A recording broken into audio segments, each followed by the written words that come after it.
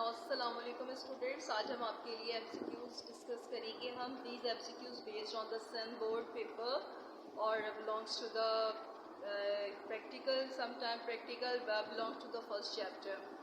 Now the first MCQ is that which of the following quantities is measured by using a micrometer screw gauge. आपसे कहा जा रहा है कि आपको ये चार मुख्तलिफ किस्म की फ़िज़िकल क्वांटिटीज़ दी जा रही हैं और आपसे पूछा जा रहा है कि बताइए इनमें से कौन सी क्वांटिटी जो है वो माइक्रोमीटर स्क्रू गेज के में हम इस्तेमाल करते हैं। अब आप सबसे पहले तो अपनी मेमोरी को रिकॉल कीजिए और ये सोचिए कि माइक्रोमीटर स्क्रू गेज से आपने क्या किया था। यहाँ पे तीन दी हुई है, time, weight, current and diameter. तो आपको याद आ रहा होगा कि स्क्रू गेज के ज़रिए आपको स्फीयर दिया गया था और वायर दिया गया था और इन दोनों के ज़रिए आपको क्या मालूम करना था, डायमीटर मालूम करना था। तो the correct answer is that diameter.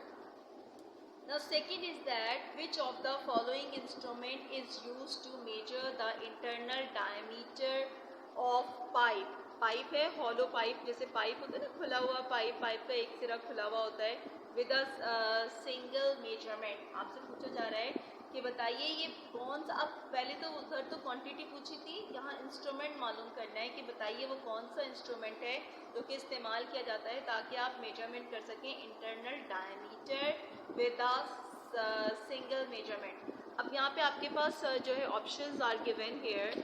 The options is that there are four options are here.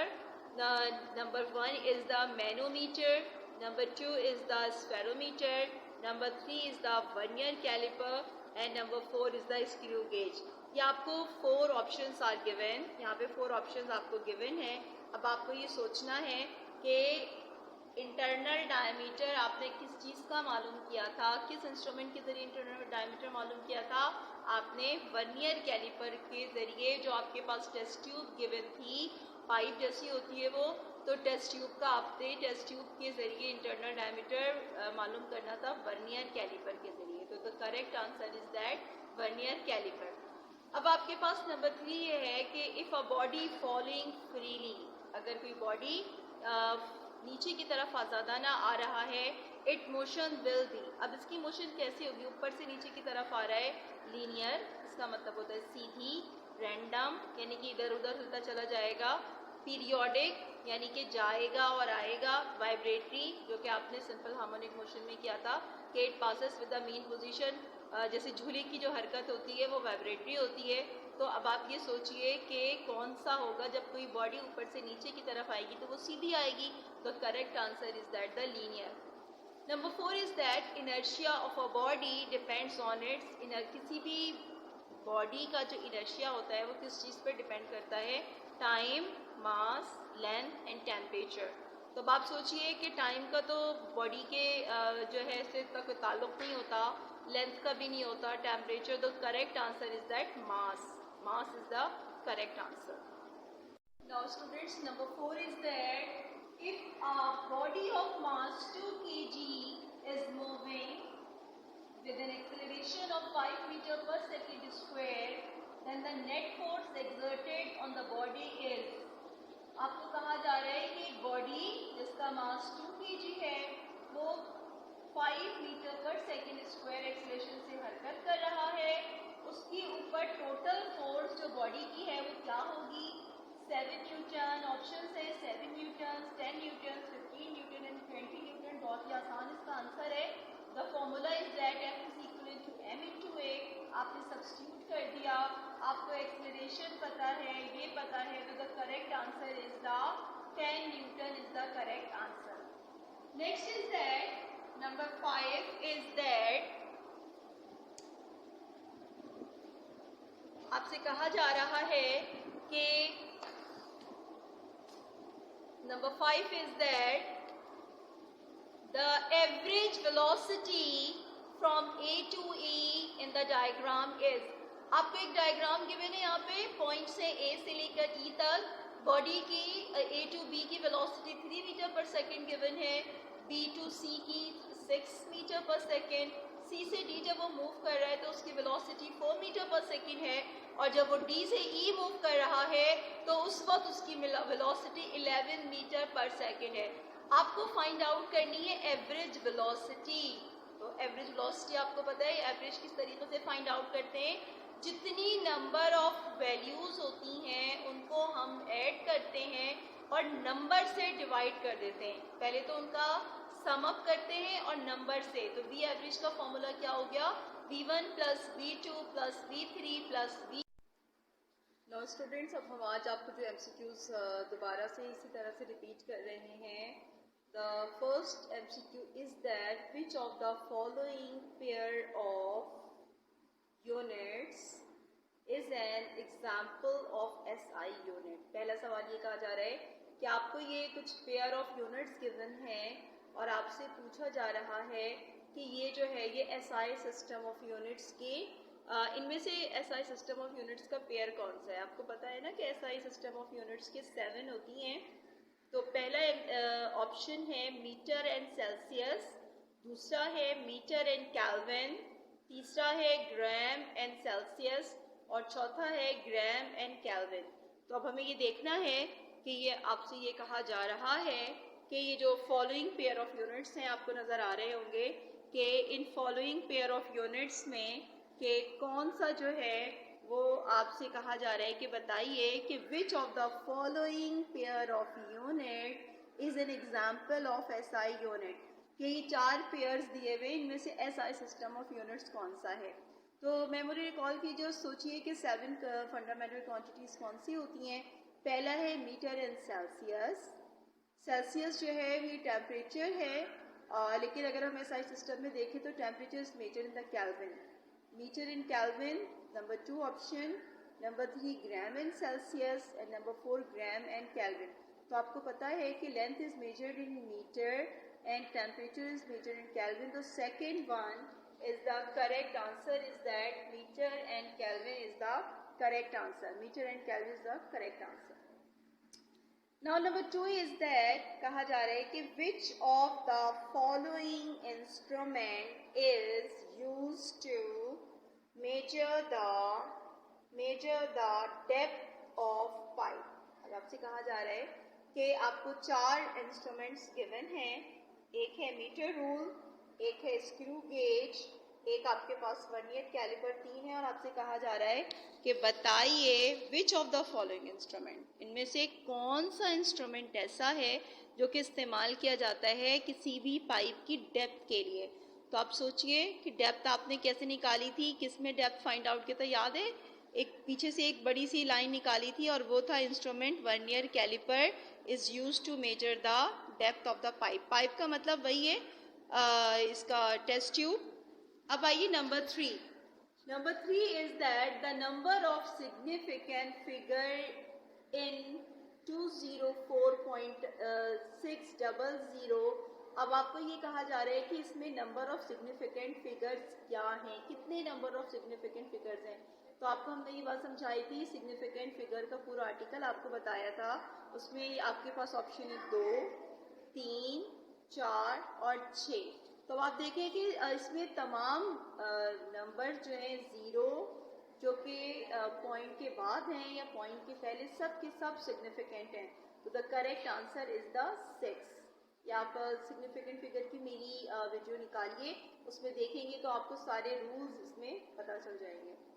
अब ये कि in which of the following type of motion do particles of body have the same motion. कहा क्या जा रहा है कि in which of the following type of motion do particles of body have the same motion. कहा ये जा रहा है कि बताइए कि in which of the following type of motion. Motion की 4 किस्में नीचे गिवन हैं, रैंडम, रोटेटरी, वाइब्रेटरी और एक ट्रांसलेटरी। तो आपसे कहा ही जा रहा है कि बताइए ये 4 मोशन की 4 टाइप्स हैं। इसमें कहा जा रहा है कि बताइए कि जो बॉडी की जो पार्टिकल्स की जो हरकत है उसकी हरकत एक जैसी किस चीज़ में रहती है, यानी कि वो अपना जो मीन पोजीशन से लेके कहीं तक कभी चेंज नहीं होता। रैंडम में तो कुछ पता ही नहीं होता इसका ओरिजिन कहाँ होता है, क्या होता है, हम ये नहीं कह सकते।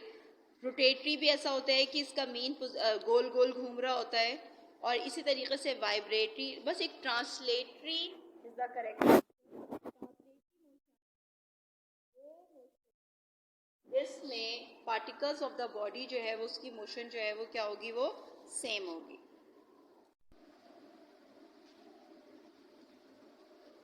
Now the student, next MCQ is that the magnitude of displacement from point P to S is, ये आपको डायग्राम नज़र आ रही है।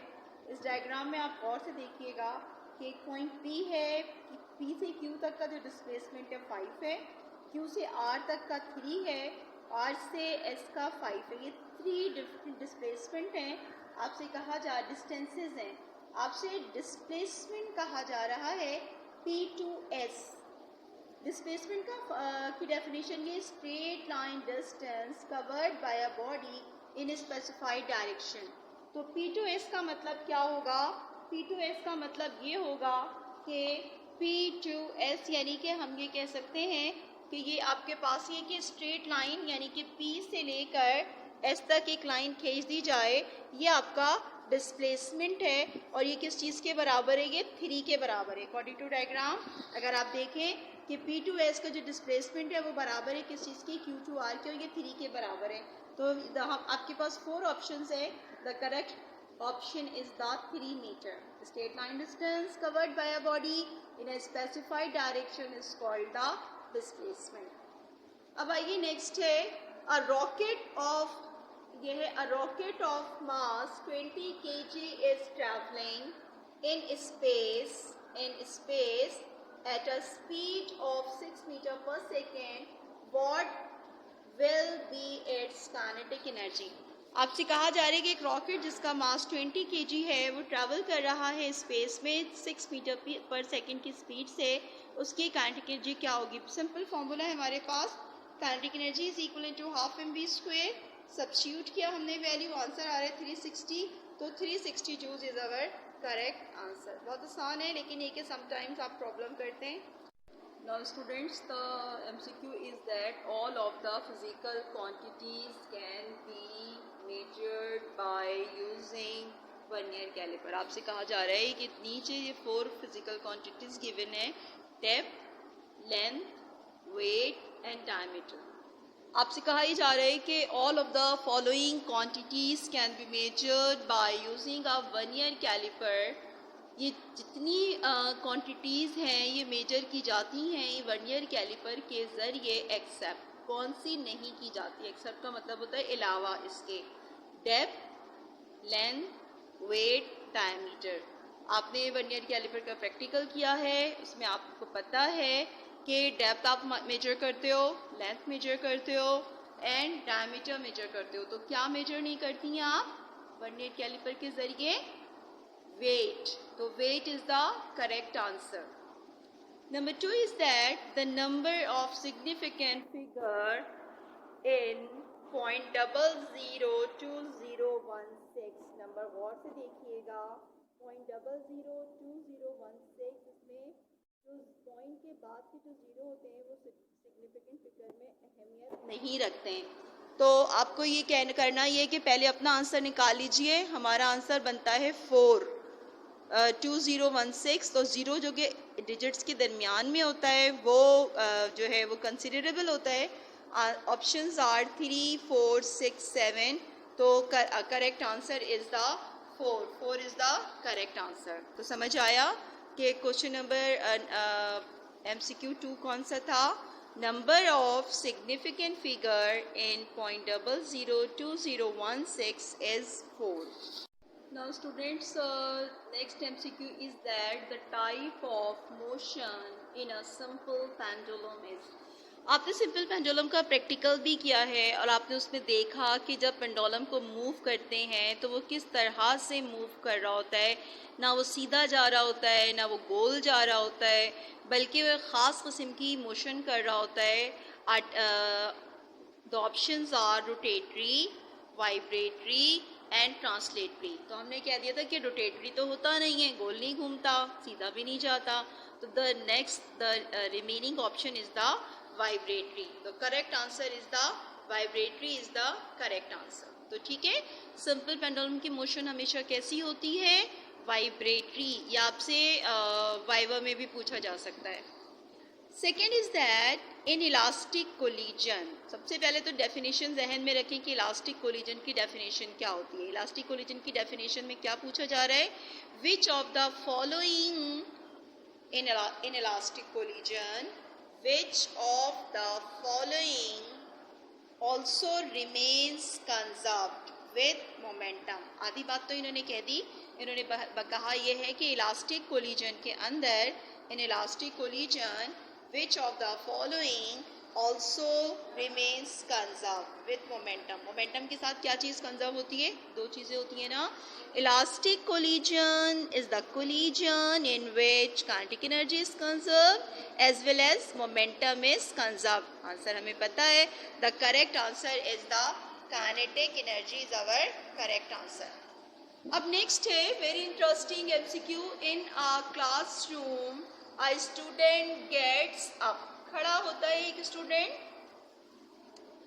फ्रॉम हिज डेस्क, अपनी डेस्क से, एंड वॉक्स, और चलता है 5 मीटर अहेड, 5 मीटर के फासले पर, टू हिट्स फ्रेंड्स डेस्क, यानी कि एक बच्चा उठता है अपनी जगह से और डेस्क से उठता है 5 मीटर के फासले पर उसके दोस्त की डेस्क के वहाँ तक पहुँचता है, कलेक्ट्स अ बुक, बुक को कलेक्ट करता है, एंड वॉक्स, और फिर क्या करता है, वॉक करता है 5 metre back to hits own desk, और फिर वो दोबारा अपनी ओन डेस्क पर वापस आता है। एक लड़का अपनी जगह से उठा, 5 मीटर के फासले पे उसके दोस्त की डेस्क थी, वहाँ से उसने किताब ली और दोबारा आके अपनी जगह पर बैठ गया। The total displacement of the student will be. अब आप ये देखिए कि कैसे हो सकता है ये डिस्प्लेसमेंट, यानी कि सबसे पहले तो क्या था कि वो अपनी पोजीशन से गया, 5 मीटर का डिस्टेंस कवर किया, फिर वो दोबारा आया 5 मीटर। आप देख रही हैं positive negative cancel out, the total displacement should be 4 option है 0, 5, 10 एंड 20। तो कुछ बच्चे 10 भी कर देंगे, लेकिन ये 10 नहीं होगा, दोबारा वापस आया है चूँकि, लिहाजा the correct answer is the 0। अब हमारे पास एक next MCQ is that if the momentum of body change, किसी भी बॉडी के अंदर मोमेंटम में तब्दीली हो रही है from 20 newton second to 30 newton second, यानी कि पहले उसका मोमेंटम 20 था, बाद में फाइनल मोमेंटम 30 हो गया 5 सेकेंड के अंदर अंदर, then average force acting on the body is, यानी कि एक बॉडी है, उसका मोमेंटम पहले 20 न्यूटन सेकेंड था, 5 सेकंड के बाद उसके मोमेंटम में तब्दीली आ गई।